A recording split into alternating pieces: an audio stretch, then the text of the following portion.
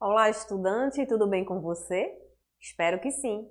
Eu, professora Crisleide Nascimento, estou aqui de volta na nossa disciplina de higiene ocupacional.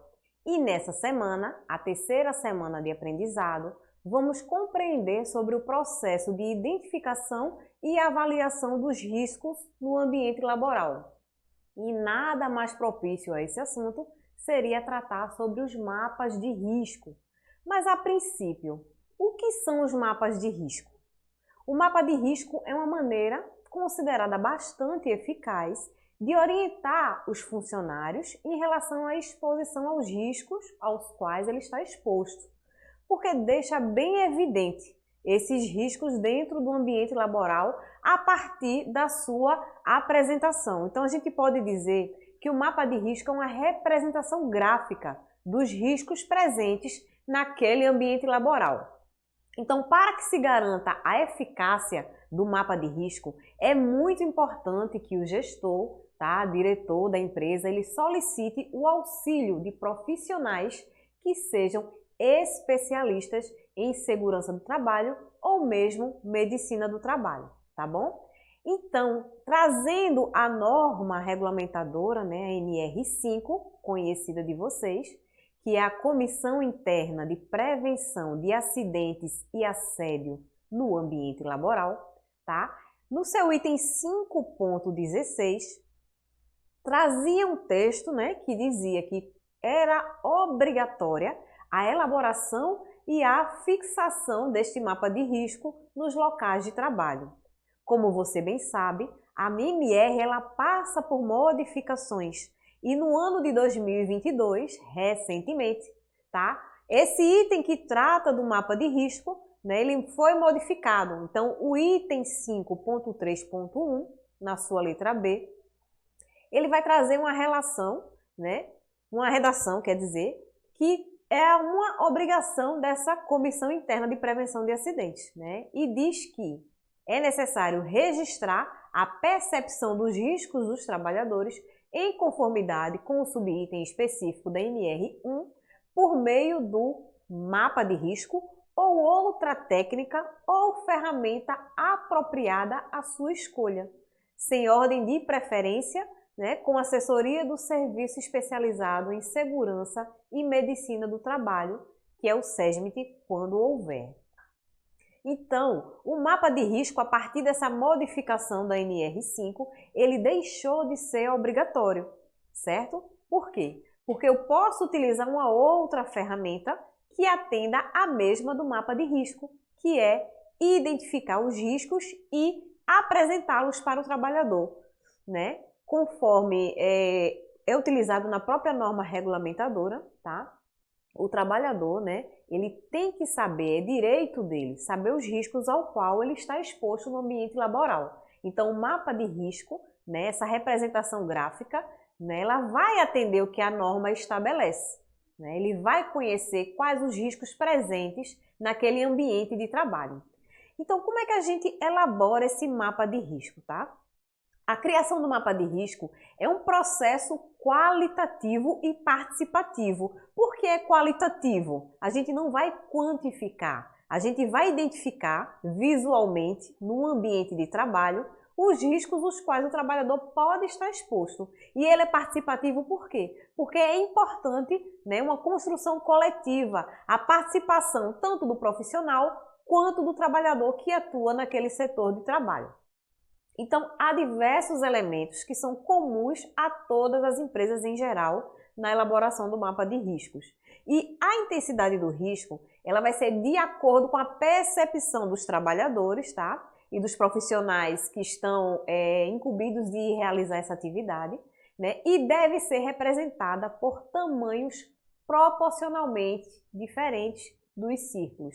Então, conforme você pode observar em tela, na legenda de cores, a gente tem a cor verde para o risco físico, a cor vermelha para o risco químico, a cor marrom para o risco biológico, a cor amarela para os riscos ergonômicos e a cor azul para os riscos de acidente. Nesta mesma legenda, a gente traz o grau de risco representado por um círculo, tá? Se o círculo for pequeno, indica que o risco naquele setor é pequeno. Se o círculo for médio, indica que o risco é médio.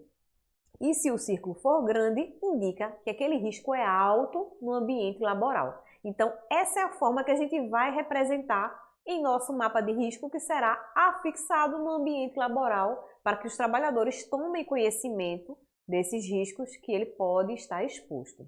Então, existe um passo a passo, né, que vai facilitar a elaboração desse mapa. Não é uma regra, mas é uma orientação que, sem dúvidas, vai facilitar a construção dessa ferramenta, tá bom?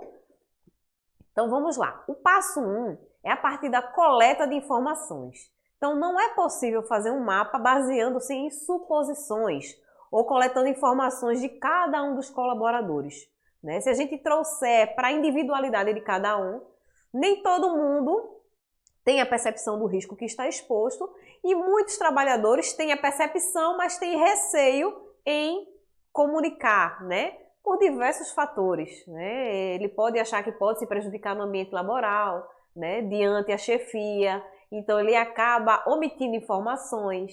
Então, o mapa de risco ele não pode ser baseado em suposição, e sim em evidência, tá? Se a gente não levar em consideração os dados reais sobre o que acontece dentro da empresa, a ação ela não vai ser eficiente. Então, sendo assim, ela não vai trazer melhoria de fato para o local de trabalho. E, além disso, vai ter perda de confiança e credibilidade por parte dos funcionários em relação à empresa. Concorda?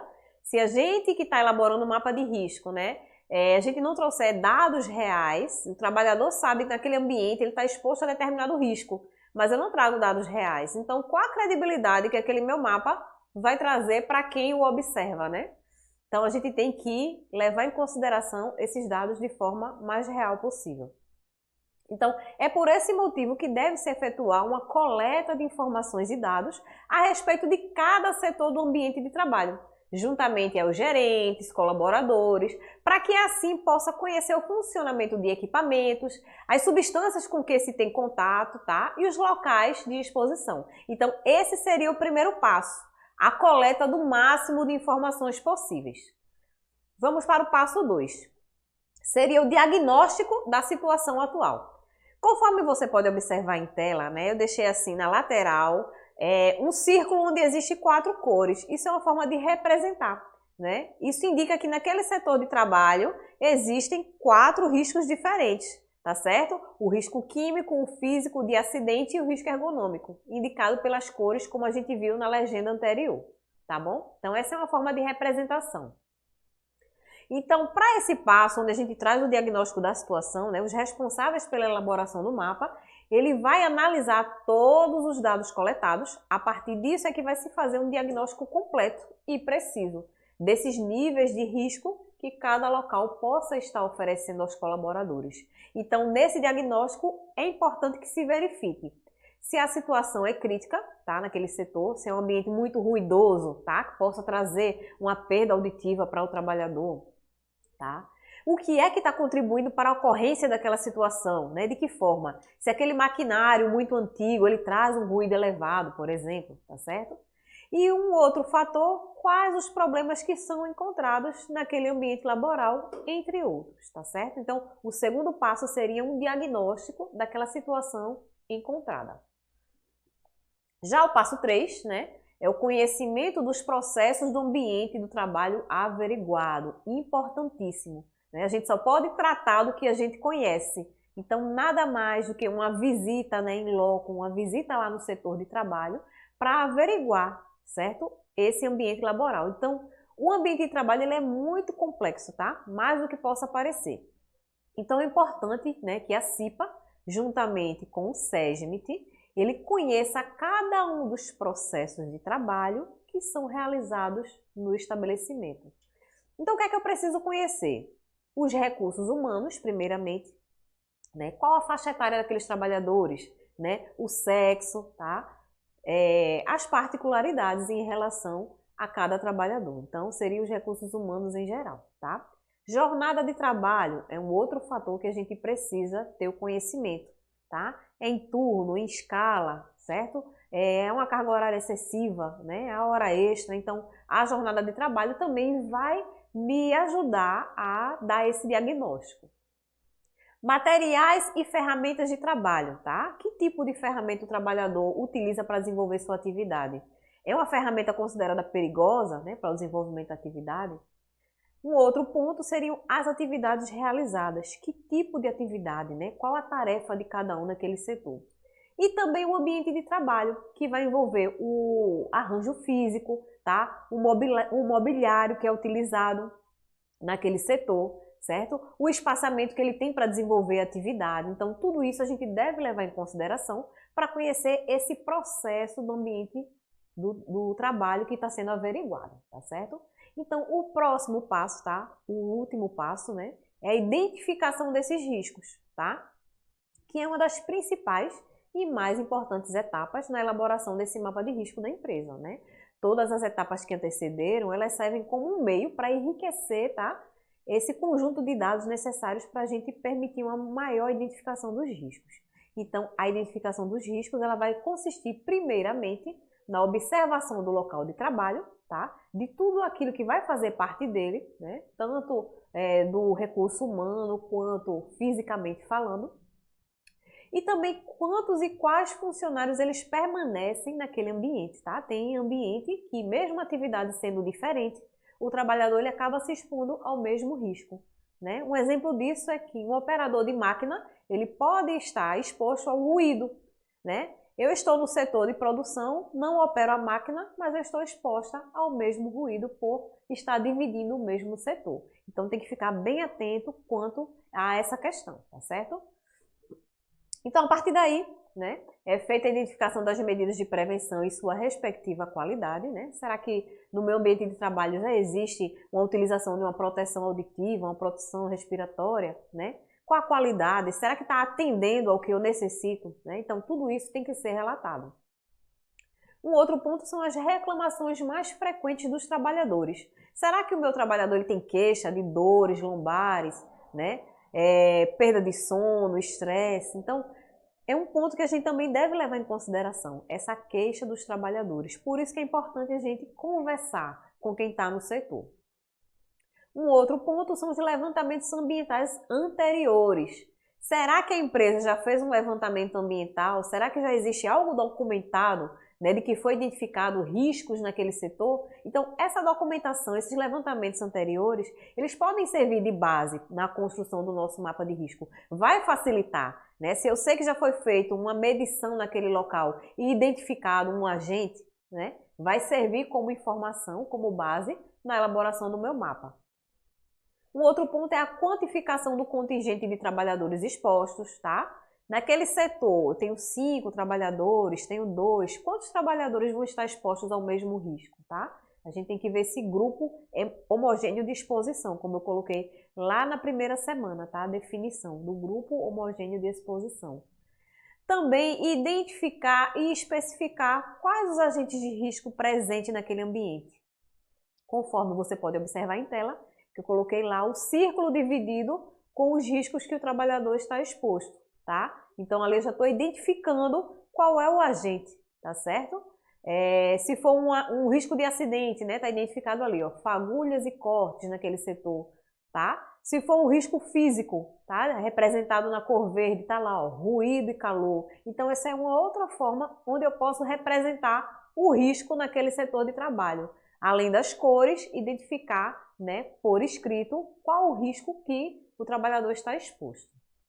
Um outro ponto a ser observado também é o layout, certo? O layout, ele compõe um mapa de risco. Eu posso utilizar uma planta baixa, eu posso utilizar um desenhozinho, tá? Um croquis simples, né? Desde que me mostre de forma real como é o setor de trabalho. Ou até mesmo fotos do setor, certo? Para que eu possa identificar as cores, os círculos, de acordo com a gradação dos riscos, pequeno, médio ou grande, como eu falei anteriormente, mas que vai estar lá representado no mapa de risco e vai ficar fácil para o entendimento do trabalhador. E, finalizando esses pontos, esse mapa de risco ele é disponibilizado, né, para que todos, sem exceção, tenham acesso. Então, ele deve ser colocado num ambiente onde seja de fácil visualização, tá? não pode ficar nem engavetado nem na sala da gestão, e sim em cada setor de trabalho específico onde foi realizado o levantamento, porque o intuito é informar o trabalhador os riscos aos quais estão expostos.